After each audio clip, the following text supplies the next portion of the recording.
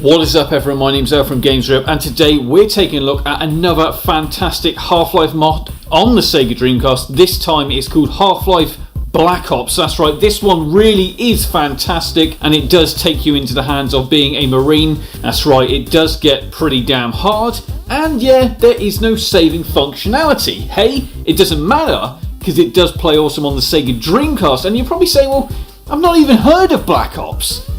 You probably have now. Let's take a look.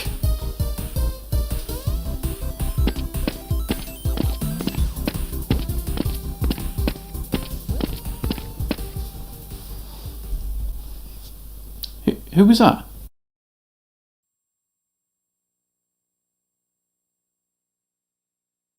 So this is it. This is Black Ops, the Half-Life mod on the Sega Dreamcast. That's right, this is the Dreamcast port.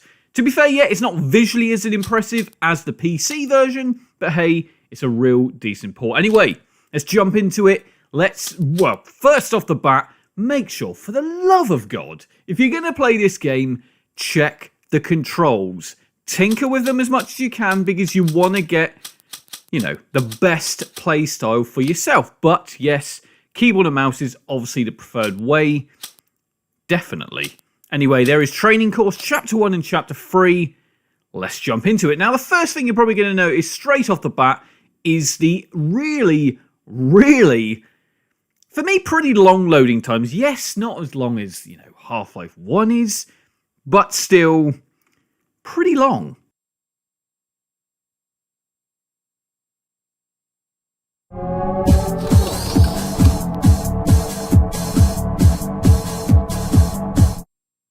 Yes, so as you'd expect, the game does start off with a training level. Yes, you don't have to do it, but you are presented straight off the bat with a Black Ops personnel telling you exactly what you're about to do. Advanced movement. Try to get over these crates to reach the target area without touching the floor on the other side. Now, to me, creepy voice, right? I absolutely think that is one creepy-ass voice. Now, I don't know if that was the actual developer here, or the guy who actually made the mod. I don't really know. Either way, a little bit strange, but it does take you and kind of deep dive you into the elements of the game, which it should. That's exactly what training does. The cool thing is, there are puzzle elements here. Yes, there are puzzle elements, including finding codes to get through doors, to then get equipment that you actually need, or to kind of progress further. Really, really cool. That's actually used a lot with this game, which is great. You don't always see that. Certainly not a Half-Life mod, but it's certainly present here. Have a look at this wall.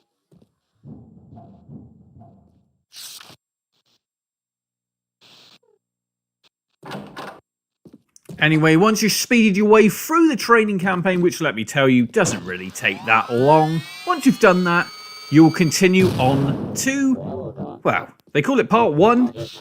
It is basically Part 1 of the main game. Whenever you see it, there are some goodies nearby. Try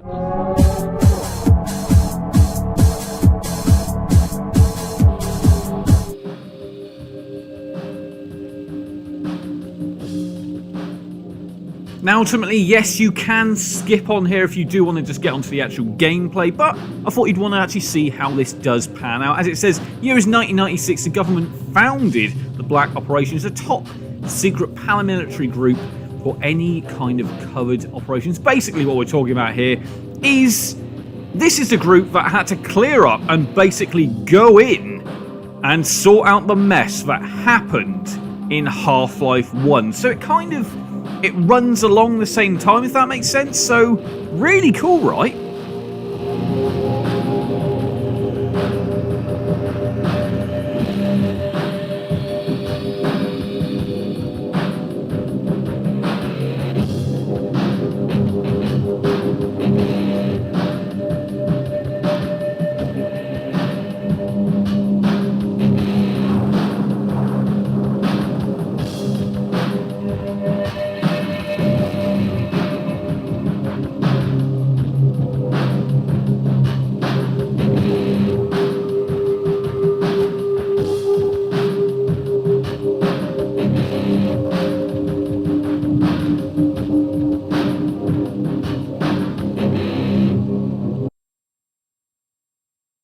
here we go. So basically, the first bit you've really got to do is you've kind of got to almost become that Black Ops character. But the one thing straight off the bat, yes, that's right, boobs. They do appear in here, and they're kind of bouncy, right? I mean, that was one weird thing that I kind of, I was like, why is that in a Half-Life mod? That seems a little bit weirdly placed, but hey, I'm certainly not complaining. And then you're in some weird little meeting room. Odd, right?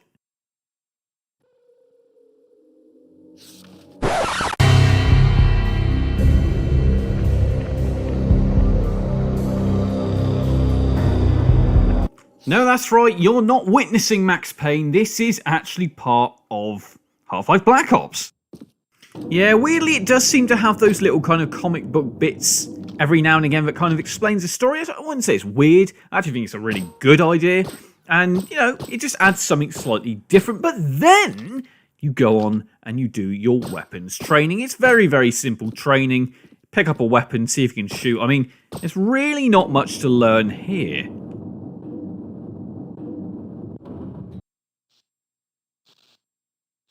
Now, yes, straight after that, you are thrown into Precinct 17, where you've kind of got to learn the ropes from the get-go. That involves, getting your ammo, remembering how to use a flashlight, basically remember how to really play the game. Like I said, keyboard and mouse, I will 100% say is the way to play it. Yes, works absolutely fine with the Dreamcast. Oh, well, yeah, by the way, boobs here yet again. They seem to make a real big feature of this game. Anyway, yes, that's right, the gamepad works absolutely fine as well. You get your standard enemies here with the head crabs. They kind of start you off. Then you go on to get the head crab kind of zombies. Then it kind of builds up from there. You've basically got all of the standard Half-Life, enemies here make an appearance. Pretty much everyone you can think of, they're pretty much in this game. Now, for me, this game was pretty much memorization. Now, for some reason, the VMU save states just didn't seem to work. I don't know why that was. So, really, the best way to play this, unless you really want to play it in one life, is play it via something like Redream. Don't get me wrong, I would 100% say if you can, use the original hardware, but for some reason, whether this was just a problem I was having, I don't really know, I couldn't actually use the save states, which was a shame, because it did look like I was saving. It seemed to look like it was working, but for some reason it still didn't. So yes, there are a range of different areas you'll visit. Now obviously right here, we are in the actual kind of underground, the subway station, where yes, you're going to come across those damn things. I kind of used to call them like dogs. They're not really dogs, are they? The things that just make a noise, make little waves on the floor. That's kind of, that's what they are. Very, very strange though. But yes, again, is this area you're going to be finding secret little areas. There's even hints at films there, like From Dusk Till Dawn. Did you see that? I think that's kind of cool. Anyway, we're getting sidetracked yet again. At first, I did actually get stuck here. I didn't actually know where I had to go. And I didn't even realise by walking on the tracks, you'd actually electrocute yourself. Yes, you'll do that as well. But yes, I actually had to rinse and repeat this area over and over again until I actually realised what I had to do. Essentially, find a vent and then you fall into a control room, where, once you've done that, you can actually open a door. That's right, a door, which then leads you further into the game. That's right. You'd think it would be that simple, right? It's really not simple. I actually was literally stuck for ages until I found this control room. And like I said, once I did, press the button, boom, I could actually get further.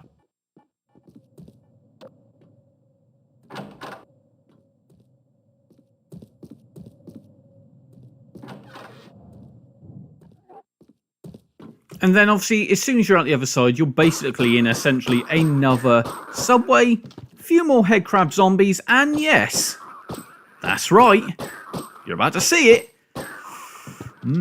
That's right, more boobs. Yes, they really are a big feature of this game. Now the other cool thing is the game actually has some nice little Easter eggs, as you're about to see. It actually, look, there Day of Defeat! How cool is that on the TV? They really are giving a nod to another one of the Half-Life mods. I think that's cool. I really do think that's cool.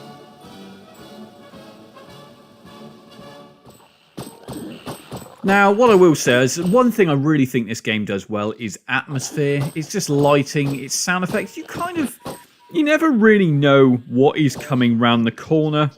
You know, be it head crab zombie, head crab, whatever, one of those dog things, whatever it is. Even a, like, kind of electric bolt that will kill you. There's always something around the corner. I mean, even these damn things from Zen turn up. Yeah, God forbid. More Zen creatures, right?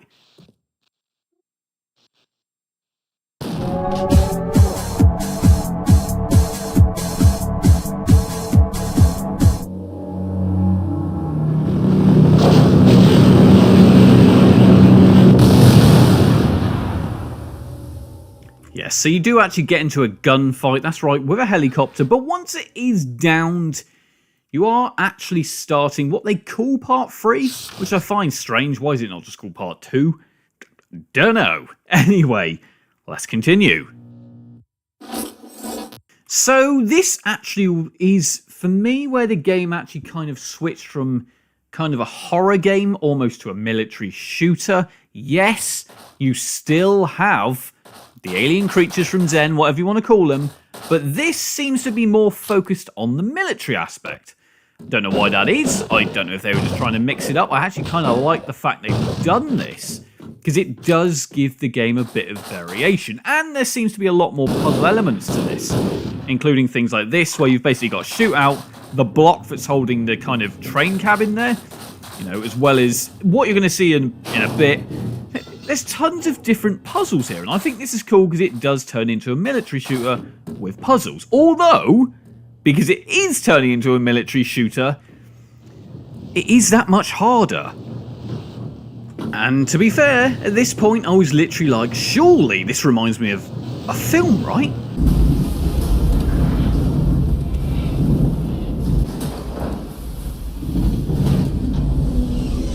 Welcome to the Rock. That's the one! That's exactly what I was thinking of. And to be fair, from here, it pretty much does, like I said, become a bit of an action military shooter. This is not a very easy, it's not an easy mod at all. But this is really where it does spice things up. Now, you will actually find a fair amount of ammo lying around. You actually, you know, health isn't too hard to find. You just need to be a little bit careful. But this is where, to me, the actual games seem to get a lot more exciting. Now, the thing is, the enemies do also hide literally anywhere. They'll kick open a container, start gunning you down. They really come up from absolutely anywhere. But at this point, you do actually get what I call one of the best weapons in Half-Life, because it really does pack a punch. You actually do get the Magnum, which, yes, would literally stop a horse.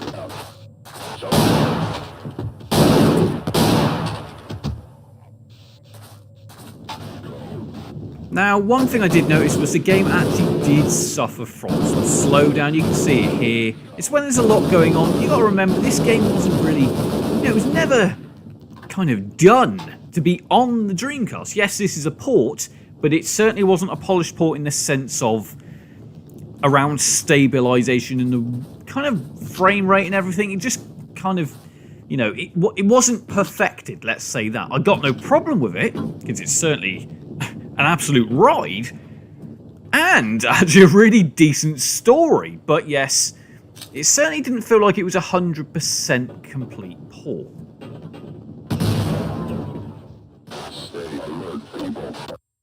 Now, the one thing for me really with this mod was the fact that this game actually really did have a decent kind of narrative going on. A lot of these mods kind of, they just throw different levels together. I mean, they're good. Most of them are really, really good. And you can tell this had a lot of time on it. But this one actually feels like it's developing characters. It's not just throwing you into the action for no real reason. It actually feels like there is a reason that you've been captured by the military. That you are Black Ops. And you're being kind of hunted down by government military. So, Christ. How great is this? Now, if you have got an hour or two to kind of burn for a mod, I really would say check this one out. I actually think this is one of the better Half-Life mods out there. It feels like there's a lot of passion put into this. Like I said, this is obviously just a Dreamcast port. There is obviously actually the PC port that it's based upon, which, you know, is a little bit more polished, but I still, you know, Dreamcast, that's the way to play it, right? Anyway, I hope you've liked this nice little look at Black Ops, the Half-Life mod on the Sega Dreamcast. If you don't already, do hit subscribe and like and comment. It's Al signing out.